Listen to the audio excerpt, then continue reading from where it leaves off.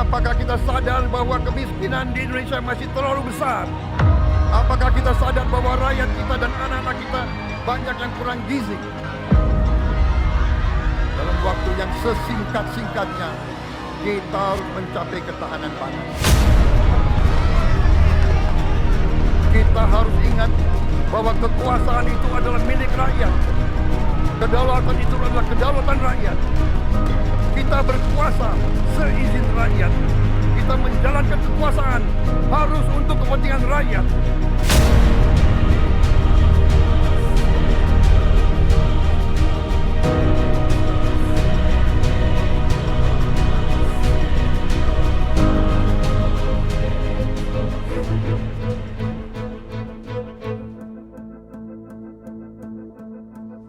Indonesia Satu. Minggu 20 Oktober 2024, Jalan Jenderal Sudirman hingga Jalan Muhammad Husni Tamrin Jakarta berbalut kemeriahan. Meski di bawah terik matahari, warga antusias menyambut pemimpin baru mereka, Prabowo Subianto. Menggunakan mobil maung MV3 Garuda Limousine buatan PT Pindad, Prabowo menyapa warga yang menyambutnya. Nah, di atasnya ada sunroof atau bagian atas mobil dapat dibuka. Ketika itu, Prabowo Subianto dan Gibran Rakabuming baru saja dilantik sebagai Presiden dan Wakil Presiden Republik Indonesia. Sebagai Presiden Republik Indonesia ke-8 begitu, yang menjadi fokus diantaranya adalah terkait kesejahteraan masyarakat Indonesia. Yang sana.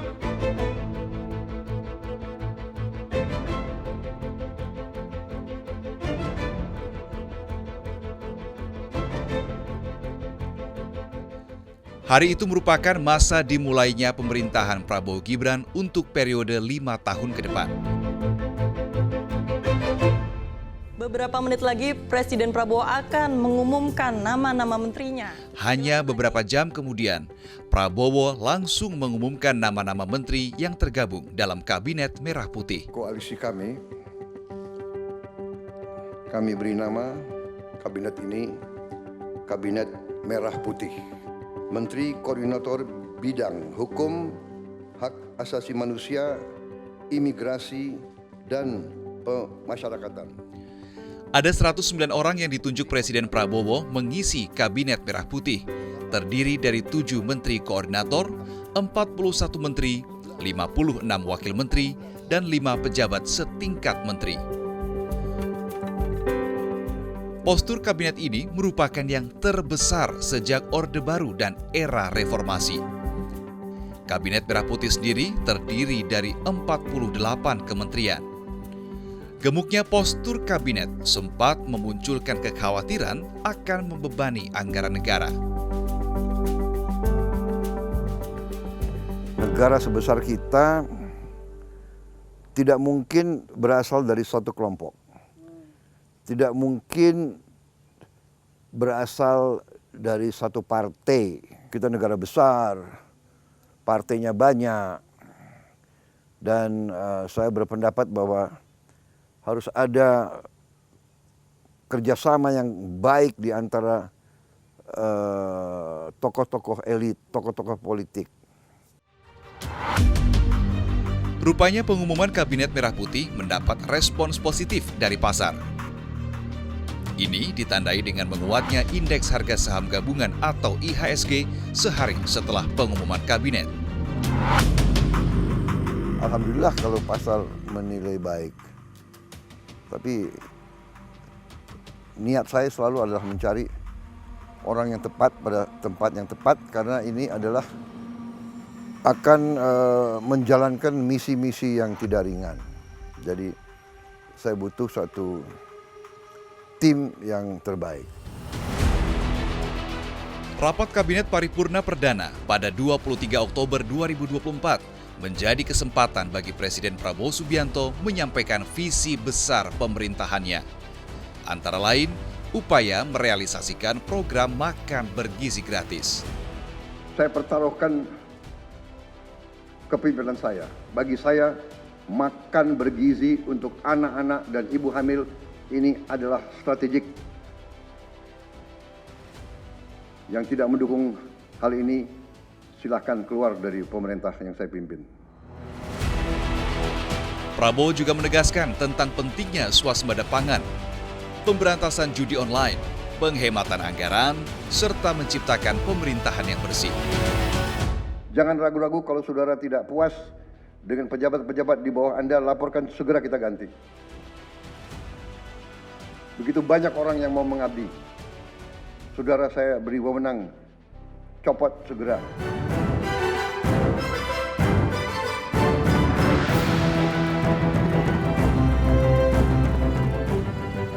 Prabowo memiliki gaya baru dalam memimpin kabinetnya. 25 Oktober 2024, Prabowo mengajak seluruh anggota kabinet melaksanakan retret di Lembah Tidar, Magelang, Jawa Tengah. Ini sangat dibutuhkan di setiap usaha. Kalau kita mau bentuk tim sepak bola, itu lama proses ya, teamwork. Sehingga orang kerjanya tuh baik, saling mendukung, saling mengisi. Dalam berbagai kesempatan, Prabowo kerap mengekspresikan visi nasionalisme. Ini pula yang kemudian menjadi warna pemerintahan Prabowo Gibran. Antara lain, Prabowo mempelopori industri mobil dalam negeri sebagai kendaraan dinas pemerintah. Ini dibuktikannya dengan menggunakan mobil Maung MV3 Garuda Limousine buatan PT Pindad sebagai mobil kepresidenan usai dilantik sebagai presiden. Prabowo pun menjadi presiden Indonesia pertama yang menggunakan mobil buatan dalam negeri sebagai kendaraan dinas.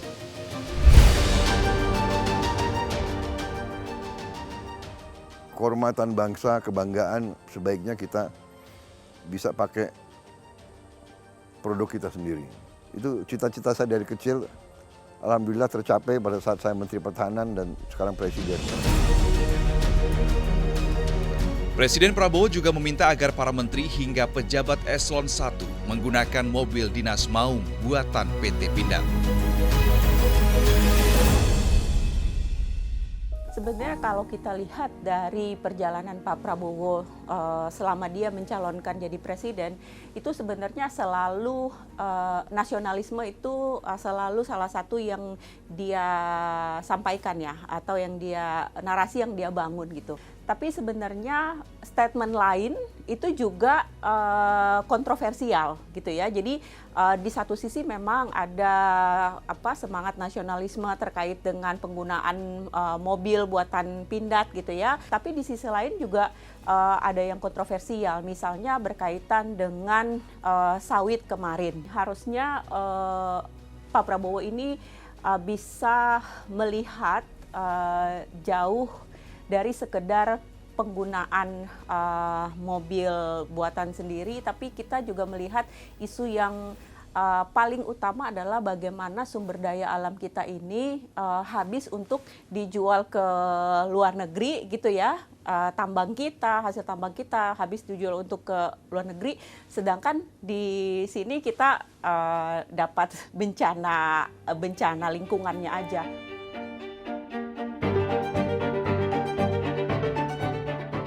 Di balik gaya bicaranya yang berapi-api, Prabowo juga kerap menampakkan diri sebagai sosok yang humanis. Antara lain, Prabowo kerap tampil bersama kucing kesayangannya, Bobby Kertanegara. Bahkan ketika Prabowo mulai bertugas sebagai presiden, Bobby ikut masuk istana. Gaya humanis Prabowo juga ditunjukkan dengan kebiasaannya bercanda, bahkan terhadap para menterinya. Saudara Ketua Umum yang baru, ya, beliau saya kenal juga tidak lama, baru-baru saja kita kenal, Pak ya. Baru-baru saja. Karena waktu 2019 sepertinya saudara berada di tim yang lain gitu.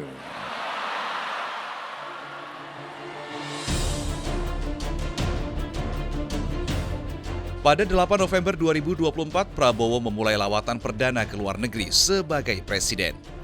Lawatan dimulai dengan mengunjungi 2 negara adidaya, yakni Tiongkok, kemudian dilanjutkan ke Amerika Serikat. United States supported us in our struggle for independence and helped us many times in our time of need. Therefore, I will work very hard to strengthen Indonesian-United States relationship. Kunjungan kemudian dilanjutkan ke sejumlah negara, termasuk Inggris. Lawatan ini banyak mendapat apresiasi positif. Selain kemampuan komunikasi yang baik, Presiden Prabowo juga dianggap memiliki gaya diplomasi yang aktif dan tegas, terutama dalam memosisikan diri di antara dua kekuatan dunia, Amerika Serikat dan Tiongkok. Kepergian Prabowo ke berbagai negara dan dianggap oleh netizen itu memberikan dampak yang luar biasa. Seperti kita tahu terakhir dia menjadi salah satu tokoh yang berpengaruh dalam belum 100 hari kerja gitu kan di level internasional. Itu membuat netizen memang sangat bangga sekali dengan apa yang sudah dilakukan oleh Prabowo gitu. Nah kemudian mereka juga menganggap bahwa Prabowo itu seperti Soekarno di masa lalu gitu. Jadi ingin membuat Indonesia tuh berdaya di di level kancah internasional seperti itu. Walaupun di sini juga ada beberapa catatan kritis ya gitu terkait dengan beberapa statement Prabowo yang dianggap bisa menimbulkan polemik gitu seperti itu.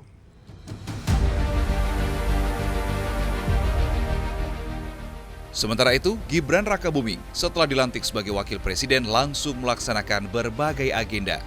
Di hari pertama, ia langsung menerima tamu negara. Kemudian dilanjutkan dengan mengunjungi proyek pembangunan MRT fase 2. Gibran juga kerap mengunjungi warga, antara lain mengunjungi dan menyalurkan bantuan untuk korban bencana keretakan tanah di Sukabumi, Jawa Barat. Ya saya kira peran secara umum seorang wakil adalah membantu pimpinannya. Ya. Di bidang apa? Di bidang apa saja yang ditentukan. Jadi mewakili apabila presidennya berhalangan, umpamanya saya keluar negeri, tentunya beliau harus menjadi pimpinan ad interim.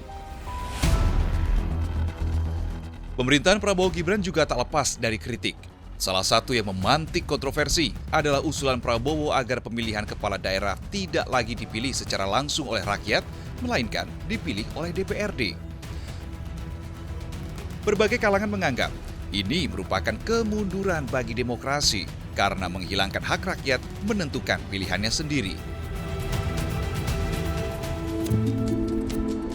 Kritik juga bermunculan ketika ada wacana bahwa Prabowo akan memaafkan koruptor asalkan mengembalikan uang yang dikorupsi. Hei para koruptor atau yang merasa pernah mencuri dari rakyat, kalau kau kembalikan yang kau curi, ya mungkin kita maafkan. Tapi kembalikan dong. Namun kemudian Prabowo meluruskan bahwa ia tidak akan memaafkan koruptor. Prabowo hanya meminta koruptor untuk bertobat dan mengembalikan uang yang dikorupsi. Saya melihat ini sangat kontraproduktif. Pak Prabowo ini tetap melakukan gayanya itu masih di gaya kampanye gitu ya. Gayanya belum, ini dia harusnya udah sadar bahwa dia sebenarnya udah presiden ini sekarang gitu ya. Artinya apa? Artinya statement dia itu punya implikasi kepada kebijakan, punya implikasi kepada implementasi kebijakan, punya implikasi kepada arah kebijakan. Jadi orang ini kan melihat statement-statement presiden untuk membuat prediksi apa yang dia mau lakukan. Salah satu contoh yang menurut saya barangkali relatif gagal untuk dilakukan dan sangat rentan itu adalah kebijakan soal PPN 12% gitu ya. Bagaimana kebijakan yang sepenting itu tahu-tahu di-cancel atau dibatalkan beberapa jam sebelum kebijakan itu berlaku.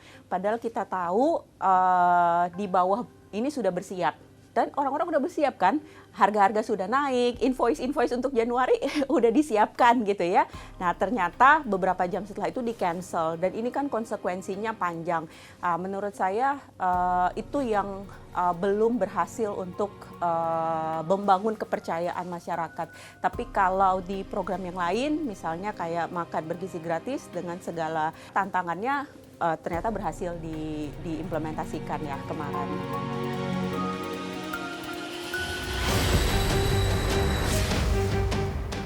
Dalam membuat kebijakan, Prabowo juga berusaha menjawab desakan publik. Ini antara lain ditunjukkan ketika ia memerintahkan pembongkaran pagar laut di perairan Kabupaten Tangerang. Ratusan anggota TNI Angkatan Laut dikerahkan untuk membongkar pagar yang terbuat dari bambu. Sebelumnya, pagar yang terbentang sepanjang 30,16 km itu menuai sorotan.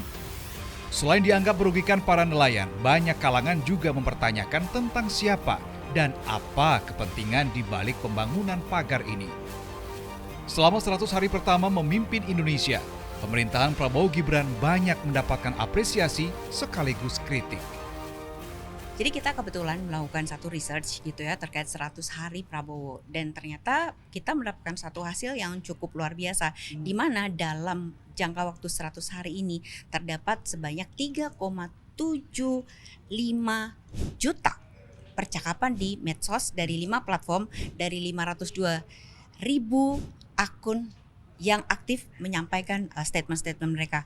Engagement-nya mencapai 109 juta dan ini menunjukkan bahwa ternyata netizen itu memberikan atensi yang luar biasa kepada Prabowo Gibran dalam 100 hari kerja.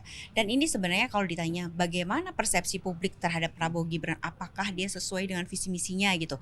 Nah, kalau kita buka berdasarkan dari sentimen atau engagement terhadap seluruh postingan di medsos itu, 5 platform nih gitu, terdapat angka 83% yang menyatakan positif atau apresiatif ditujukan kepada Prabowo.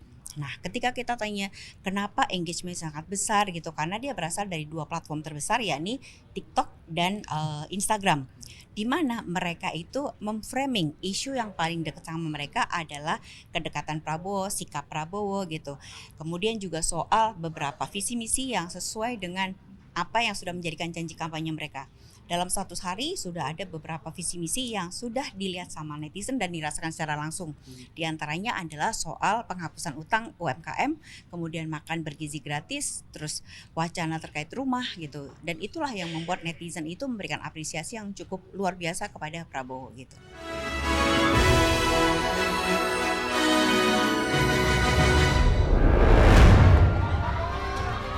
Mencerdaskan kehidupan bangsa mutlak.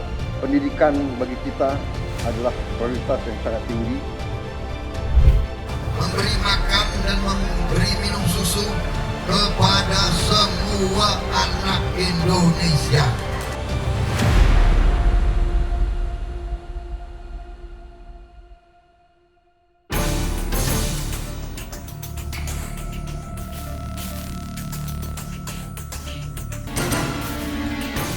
Krisis moneter yang mendera Indonesia pada tahun 1998 membuat Departemen Sosial kala itu meluncurkan program penanggulangan dampak sosial krisis moneter. Gelombang PHK, krisis ekonomi, dan kerawanan sosial membuat pemerintah Orde Baru merasa perlu membantu warga. Sekitar 29.500 pekerja yang di PHK selama krisis moneter, serta 67.900 warga yang sebelumnya menganggur. Salah satu wujudnya adalah makan gratis dengan memakai kupon yang bisa ditukar di warung-warung makan yang telah ditunjuk.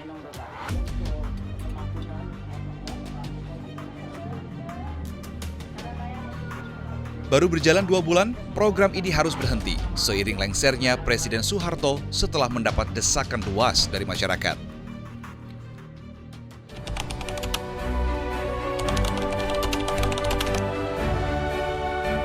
Untuk itu, atas nama tim kampanye nasional Prabowo Gibran dan 25 tahun berselang, program makan gratis digagas kembali. Salah satu program kita adalah kita akan memberi makan dan memberi minum susu kepada semua anak Indonesia. Sejak hari pertama kampanye, pasangan Capres-Cawapres Prabowo Gibran langsung menggaungkan sosialisasi program makan siang gratis bagi anak, ibu hamil, dan ibu menyusui. Dalam perjalanannya, program makan siang gratis kemudian berganti nama menjadi program makan bergizi gratis dan menjadi satu dari sekian banyak program utama pasangan Prabowo Gibran. Cita-citanya menciptakan sumber daya manusia Indonesia yang mampu mendukung transformasi Indonesia menjadi negara maju. Tidak sekedar janji manis, pasangan Prabowo Gibran yang akhirnya memenangkan Pilpres dan kini memimpin pemerintahan benar-benar merealisasikan janji kampanyenya. Masa depan kita tergantung anak-anak kita, anak-anak Indonesia. Anak-anak kita harus menikmati hasil kemerdekaan. Anak-anak kita, bahkan seluruh rakyat Indonesia harus tidak boleh lapar karena kita negara punya kekayaan yang besar. Saya tahu dan semua orang tahu kekayaan kita besar, karena itu kekayaan harus dikelola dengan sebaik-baiknya. Dan salah satu yang paling pertama bisa dinikmati adalah rakyat kita makan cukup. Jadi kalau ada yang tidak mendukung prinsip ini, ya nggak perlu dekat-dekat saya lah. Apalagi ikut pemerintah saya, ya. Saya terang-terangan aja. Demi menjalankan program suksesornya, pemerintahan Presiden Jokowi bahkan membentuk Badan Gizi Nasional yang diresmikan pada 15 Agustus 2024. Sejumlah kementerian juga dilibatkan mendukung program makan bergizi gratis. Di awal pelaksanaannya, program makan bergizi gratis mendapat tantangan berat, yakni anggaran yang besar. Namun pemerintahan Prabowo akhirnya menetapkan harga Rp10.000 per porsi yang nantinya akan bisa diberikan kepada puluhan juta penerima manfaat. Anggarannya cukup fantastis, mencapai Rp1 triliun per hari jika sudah mencapai target 82,9 juta penerima manfaat. Setelah melalui tahap uji coba pada 6 Januari 2025 lalu, program makan bergizi gratis resmi bergulir.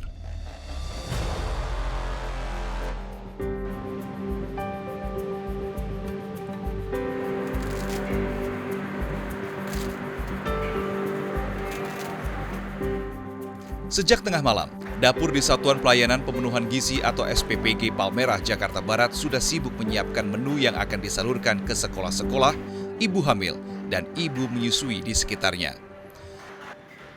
Para pegawai SPPG yang merupakan warga sekitar berbagi tugas dari memasak hingga distribusinya. Tidak hanya bertujuan meningkatkan status gizi masyarakat, makan bergizi gratis juga menggerakkan perekonomian warga sekitar.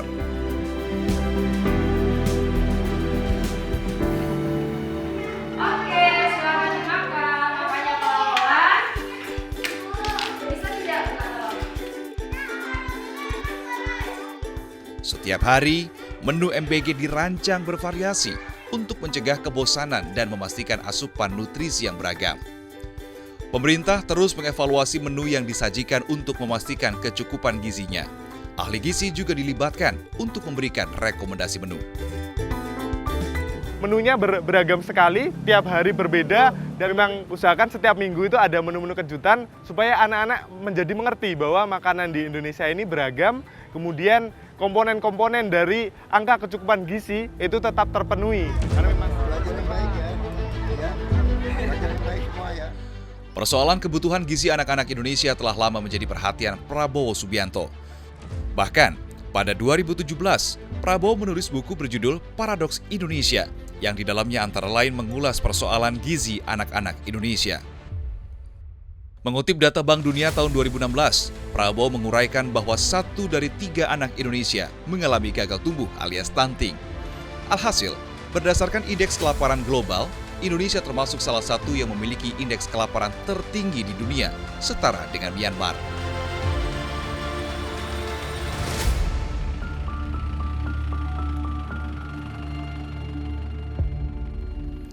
Anak-anak Indonesia yang mengalami stunting menjadi persoalan yang banyak dihadapi para tenaga kesehatan di berbagai penjuru tanah air.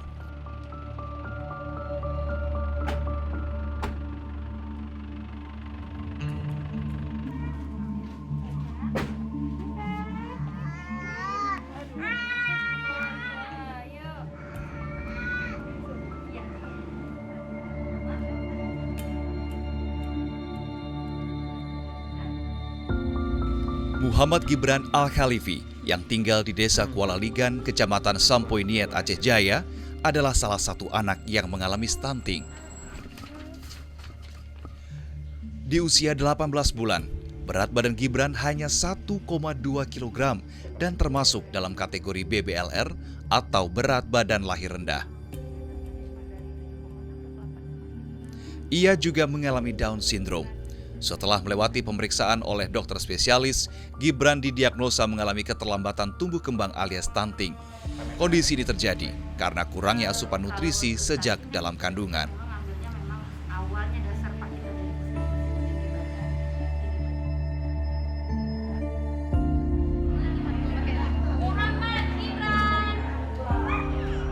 Ia pun mendapat perhatian khusus dari tenaga kesehatan dengan pemberian makanan tambahan dan kudapan tinggi protein.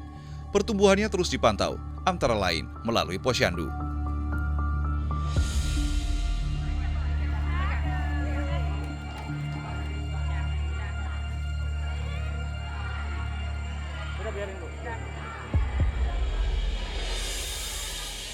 Kemudian sebelum kita diagnosa memang Gibran juga ke posyandu, kita timbang berat badan dan tinggi badan juga termasuk dalam kategori stunting dan gizi kurang. Sehingga jadi ini kita ya, intervensi kita dari pihak puskesmas untuk lebih ke si Gibrannya ini. Kedepannya kalau memang pemerintah memikirkan ada petugas gizi kampung, kita berharap di desa, di setiap desa ada petugas gizi dari yang kita PNS kan atau tenaga kesehatan lingkungan yang sangat kita butuhkan untuk setiap desa. Jadi itu sangat membantu karena kalau tugas hanya seorang bidan mengcover semua perkembangan kesehatan di lapangan mungkin sangat sedikit ini. Muhammad Gibran merupakan gambaran dari banyaknya anak-anak Indonesia yang mengalami persoalan gizi. Berdasarkan hasil survei kesehatan Indonesia tahun 2023, angka stunting di Indonesia masih tergolong tinggi, yakni 21,5%. Ini masih belum sesuai standar Organisasi Kesehatan Dunia atau WHO, yaitu di bawah 20%.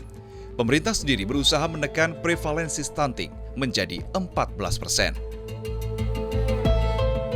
Nah, itulah kenapa Pak Presiden menyebut sebagai langkah strategik, karena kita harus menyelamatkan generasi emas ini dengan makan bergizi.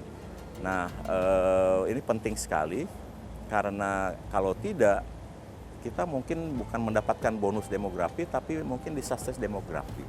Dan ini penting sekali, oleh sebab itu, Pak Presiden menugaskan Badan Gizi untuk menyelenggarakan makan bergizi ke seluruh ibu hamil, ibu menyusui, anak balita, sampai anak SMA, karena ada 2 titik kritis pertumbuhan anak itu, yaitu 1000 hari pertama dan juga ketika tumbuh dari usia 8 ke 17 tahun. Meski program makan bergizi gratis dimaksudkan untuk memenuhi kebutuhan gizi, Presiden Prabowo Subianto meyakini bahwa program ini juga akan membawa efek domino, yaitu menggerakkan perekonomian masyarakat. Para pakar mengatakan, kalau memang kita lakukan itu dan pembelian bahan-bahan berada di daerah, di kabupaten, di kecamatan, di desa-desa, itu menimbulkan suatu dampak bahwa rakyat itu penghasilannya bisa tambah. Ya, para petani, produsen mendapat suatu pasar yang terjamin, ya, bahwa ada yang beli produk-produk mereka. Jadi ini dampaknya menurut para pakar akan sangat-sangat baik, sangat-sangat baik. Ya. Berapa uang yang beredar di kabupaten ke bawah, di daerah-daerah, juga di provinsi, tapi beredar di rakyat.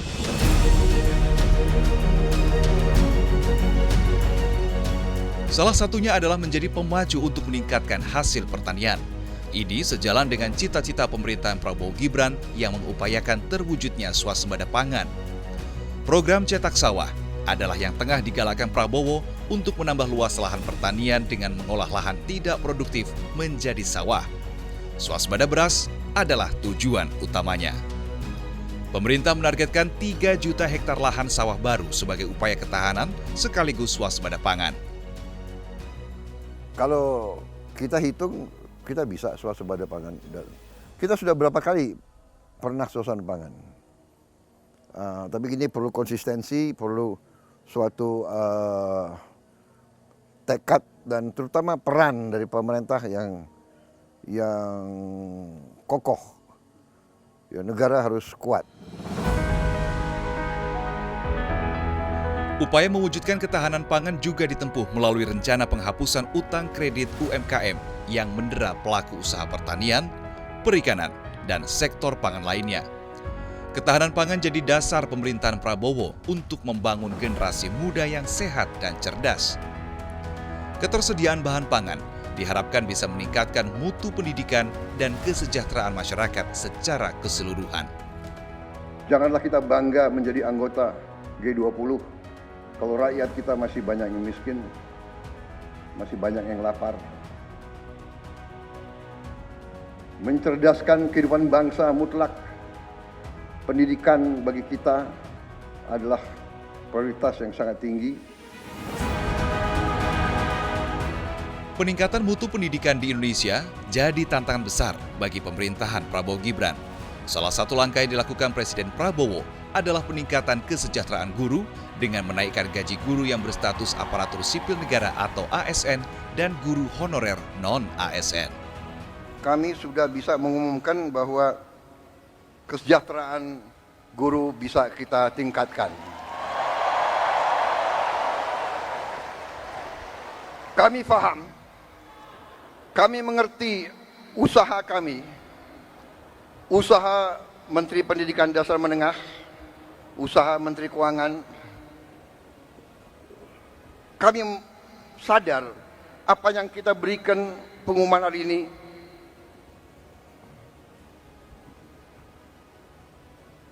belum yang saudara-saudara perlukan. Tapi ini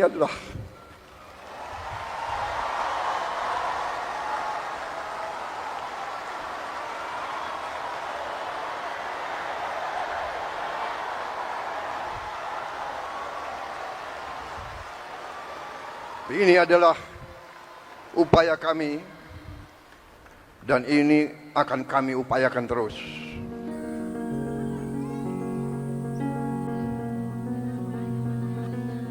Namun, persoalan pendidikan di Indonesia yang harus dituntaskan masih menumpuk. Selain tidak meratanya fasilitas pendidikan di Indonesia, hal yang paling nyata adalah rendahnya peringkat PISA Indonesia di dunia. PISA atau Program for International Student Assessment adalah program yang mengevaluasi kemampuan pelajar di berbagai negara dalam bidang membaca, matematika, dan sains. Saat ini berdasarkan peringkat PISA tahun 2022, posisi Indonesia masih sangat memprihatinkan, yakni berada di peringkat 69 dari 81 negara. Di level Asia Tenggara, Indonesia berada di peringkat 6 di bawah Singapura, Vietnam, Brunei, Malaysia, dan Thailand. Tentu ini menjadi tantangan yang tidak mudah bagi pemerintahan Prabowo Gibran dalam meningkatkan kualitas pendidikan anak-anak Indonesia serta memberdayakan mereka untuk menghadapi tantangan zaman.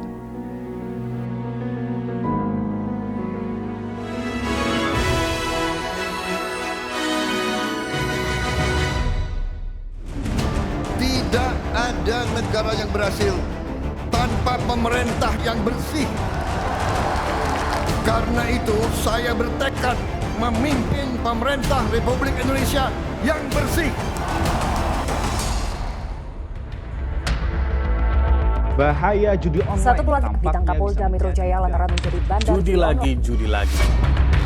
Judi online adalah salah satu dari banyak masalah yang menjadi tantangan pemerintahan Prabowo Gibran. Merebaknya judi online berdampak serius terhadap stabilitas ekonomi, sosial, bahkan keamanan negara. Judi online bahkan tidak lagi hanya dimainkan orang dewasa, tapi juga sudah meracuni anak-anak. Pemandangan ini bisa dengan mudah kita lihat di warung internet yang tak jauh dari permukiman kita. Lebih mengkhawatirkan karena judi sudah begitu mudah diakses dari gawai ponsel. Iming-iming mendapat keuntungan besar dari modal kecil di tengah lesunya perekonomian jadi magnet banyak orang untuk nekat bermain judi online. Intinya ini sudah sangat membahayakan karena satu, kita banyak kehilangan uang, ratusan triliun tiap tahun. Ya. Ada taksiran bahkan sampai dengan 900 triliun. Ini kan luar biasa ini. Dan banyak yang kena adalah orang-orang penghasilan rendah yang coba. Padahal dampak buruk dari judi online sangat nyata. Banyak kasus kekerasan dan tindak kriminal lainnya terjadi yang dilatar belakangi kecanduan judi online. Tidak sedikit pula hingga harus berakibat hilangnya nyawa. Judi online ternyata menjadi pemicu kekesalan menganiaya suaminya yang juga adalah anggota polisi. Kadang-kadang ini keberuntungan, Bang. Pria ini paham betul bagaimana judi online menghancurkan kehidupannya. Harta bendanya habis, kehilangan pekerjaan, dan kini hanya bisa tinggal di gubuk yang dekat dari area pemakaman umum. Sebagai orang yang pernah kecanduan judi online, kini ia hanya bisa menyesali kebiasaannya dahulu. Ia hanyalah satu dari jutaan korban judi online yang keberadaannya masih saja eksis di tengah masyarakat. Uang setan tuh habisnya dimakan jin. Walaupun kita dapat berapa puluh juta pun, itu nggak lama habis. Tidak terlihat kemanapun adanya gitu. Pokoknya habis lah, karena saya sendiri sudah ngalamin. Jadi kalau yang masih suka main judi online, hentikan aja udah. Pemberantasan judi online kembali menjadi sorotan Presiden Prabowo dalam sidang Kabinet Paripurna di Istana Merdeka, Jakarta. Presiden Prabowo pun tegas menginstruksikan Kapolri dan Jaksa Agung untuk fokus memerangi judi online. Saya minta Jaksa Agung, Kapolri, BPKP, Badan Intelijen Negara, fokus ancaman yang berat bagi kita, judi online. Parahnya, perjudian justru dibackingi segelintir orang di pemerintahan yang seharusnya menjadi garda terdepan memerangi judi online. Seorang mantan pengelola situs judi online pun mengakui bisnis judi online masih bisa berjalan karena melibatkan oknum aparat pemerintahan. Kalau kita beroperasi di ruko, ya harganya pasti jauh lebih mahal dibandingkan di apartemen atau di rumah. Kalau di apartemen, mungkin satu unit itu bisa sekitar 25 juta setiap bulan. Tapi kan dari ribuan, puluhan ribu situs. Ya waktu itu ada sempat berita heboh ketika terjadi kasus oknum petinggi melakukan tindakan kriminal yang diduga ya setoran kita masuk ke sana untuk mengamankan semua operasi di wilayah yang sudah ditentukan. Presiden Prabowo Subianto juga telah menegaskan komitmennya untuk memberantas korupsi, termasuk aparat pemerintahan yang korup, bisa disuap, serta tindakan lain yang merugikan masyarakat. Tidak lama setelah Presiden Prabowo menegaskan untuk bersih-bersih, isu bisnis judi online telah dibackingi oknum perangkat negara terkuak. Kementerian Komunikasi dan Digital langsung melakukan bersih-bersih dan mengambil langkah tegas. 10 pegawai Kementerian Komdigi ditangkap dan dipecat setelah diduga kuat menerima suap untuk memuluskan bisnis judi online. Para tersangka diduga menerima imbalan uang untuk tidak memblokir sejumlah situs judi online. Sebuah tugas yang seharusnya dilakukan untuk menjaga anak-anak bangsa dari candu judi online. Presiden menguatkan untuk terus memerangi judi online. Kita trennya sebetulnya positif, sudah mengeluarkan instruksi menteri agar semua pejabat maupun PNS di lingkungan Kemkomdigi bekerja membantu polisi untuk kemudian menemukan kalau memang masih ada anggota-anggota lain dari Kemkomdigi yang juga akan dilakukan pengembangan penyidikan. Dari pengembangan kasus judi online yang melibatkan pegawai Kementerian Komunikasi dan Digital ini, 24 tersangka telah ditangkap dan aset senilai 150 miliar rupiah disita. Setelah kasus ini mencuat, Menteri Komunikasi dan Digital mengeluarkan instruksi tegas melarang pegawainya untuk berkomunikasi, mempengaruhi, dan mendistribusikan segala bentuk konten terkait perjudian online. Di Kemkomdigi itu belum selesai ya, bahwa sampai saat ini pembenahan di dalam terus dilakukan baik kami secara internal maupun kami membuka diri terus kepada kepolisian. Kalau memang masih ada yang harus diperiksa, ya silahkan. Dan ini masih berlangsung sampai saat ini. Jadi karena ini dari pimpinan tertinggi, kemudian kan kerjasama lintas semua kementerian lain itu banyak datang ke kantor kami, terus juga yang sangat terkait misalnya OJK, PPATK, itu juga datang gitu, BUMN datang mau kasih support. Sejak pemerintahan Presiden Prabowo Subianto, Kementerian Komdigi juga telah menutup lebih dari 380.000 situs judi online. Kasus ini menunjukkan pentingnya integritas dan pengawasan ketat dalam penegakan aturan untuk mencegah penyalahgunaan wewenang yang merugikan masyarakat. Aksi bersih-bersih juga dilakukan Prabowo Subianto terhadap Miftah Maulana Habibur Rahman. Teguran langsung disampaikan Presiden Prabowo kepada Miftah usai videonya yang mengolok seorang penjual es teh viral di media sosial. Apa nih? Bosokan nih? Borokan ki apa? Oh kon borong. Oh kon borong. Es tehmu cik oke ra? Masih, ya kono didol. Mendapat desakan publik, Miftah pun mendatangi Sun Haji, penjual es teh, untuk meminta maaf. Tapi, teguran dari Presiden membuat Miftah akhirnya mengundurkan diri dari jabatannya sebagai utusan khusus Presiden bidang kerukunan beragama dan pembinaan sarana keagamaan. Saya memutuskan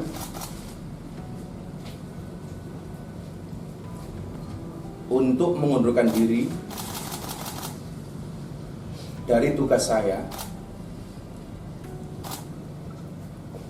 sebagai utusan khusus Presiden. Saya mohon maaf kepada Bapak, belum bisa menjadi sesuai yang Bapak harapkan dari saya. Prabowo pun menerima pengunduran diri Miftah sebagai bentuk tanggung jawab. Saya kira itu adalah tindakan bertanggung jawab, tindakan kesatria, ya. Beliau sadar, beliau salah ucap. Saya kira di Indonesia juga jarang orang merasa salah, bertanggung jawab dan mundur diri ya. Langkah ini menegaskan sikap Prabowo untuk tidak memberi ruang bagi tindakan yang dapat merusak citra pemerintahan hingga menurunkan kepercayaan masyarakat. Saya bertekad untuk mencapai pemerintahan yang bersih. Dan ini tidak gampang. Ini sangat sulit. Bahkan saya tahu, saya ditertawakan, saya diejek. Tapi saya sudah biasa diejek. Mana mungkin menghilangkan korupsi di Indonesia? Mana mungkin menghilangkan kemiskinan? Mana mungkin menghilangkan kelaparan? Apa? Mau kasih makan bergizi? Hahaha, ketawa. Bersih-bersih di pemerintahan tidak hanya dilakukan di lingkungan Kementerian Komdigi. Menteri Agama juga menindaklanjuti titah Presiden Prabowo untuk melakukan bersih-bersih di kementeriannya. Penyelenggaraan ibadah haji jadi salah satu hal yang jadi fokus Kementerian Agama untuk bebas dari praktik korupsi. Tidak mengherankan, mengingat sejarah kasus korupsi yang pernah terjadi di sektor ini sebelumnya. Menteri Agama dengan tegas menyatakan korupsi adalah perbuatan haram. Menggunakan uang hasil korupsi untuk menunaikan ibadah haji atau berzakat tidak dibenarkan. Mohon maaf ya Bapak Ibu sekalian, mungkin pernah ada jenis-jenis permainan yang pernah dilakukan di masa lampau. Saya minta hentikan sekarang juga. Ya, termasuk saya pun juga. Jangan memberikan kepada menteri apa yang tidak merupakan haknya. Untuk memastikan transparansi penyelenggaraan ibadah haji atas perintah langsung dari Presiden Prabowo, Komisi Pemberantasan Korupsi dan Kejaksaan Agung diminta membantu Kementerian Agama. Transparansi diharapkan bisa menekan biaya penyelenggaraan ibadah haji atau BPIH tahun 2025. Memang Pak Prabowo minta supaya penyelenggaraan haji ini didampingi oleh aparat penegak hukum, ya bisa nanti dari kejaksaan, bisa dari KPK supaya penyelenggaraannya bisa berjalan dengan baik. Kini masyarakat tentu menunggu aksi bersih-bersih dari kementerian dan lembaga negara lainnya dari praktik korup yang merugikan negara. Sejalan dengan instruksi Presiden Prabowo kepada seluruh pejabat negara untuk memberikan teladan dalam menjalankan pemerintahan yang bersih dan adil. Saya bertekad memimpin pemerintah Republik Indonesia yang bersih. Yang bersama saya, ayo. Yang tidak mau bersama saya, pinggir.